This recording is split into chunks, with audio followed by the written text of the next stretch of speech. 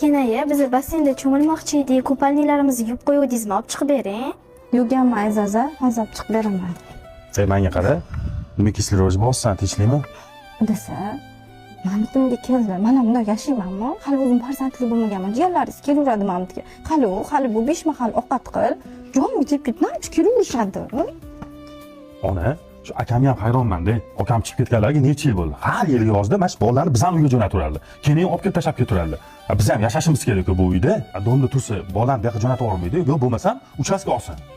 Mamlatta yeb ichar bor, yetkiza olmayman. Kelingiz bu yoqda charchab ketyapti. Hamma narsani, mana jiyanlarim narsa so'rayotibdi keliningizdan. O'g'lim, erkak kishini xotin buzarkan deb shuni aytisharkan-da. O'zingni esingdan chiqqanmi bu uynikida katta bo'lganing? Bolalar shunaqa bo'ladi. Yoshligida tog'asinikiga, xolasinikiga, buvsinikiga borgisi keladi-da. Bola shuni ikki quloq bilan eshitgan. Men bormay, meni orqamdan keladi.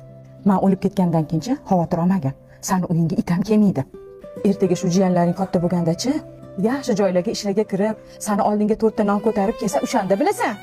Bolam, ko'nglingni kengroq qil. Xotiningga ham tushuntirgan. Arzimagan narsa deb jigarlarning o'rtasiga sovuvchilik tushmasin. Bolam, qo'y endi unaqa qilmagin. Uni to'g'ri aytyapsiz. Shuni o'ylamayman. Jiyanlarimni chaqiring, kelingiz bilan akvaparkga borib aylantirib kelaman. Cho'miltirib mazza qilib kelishadi. Baraka top bolam.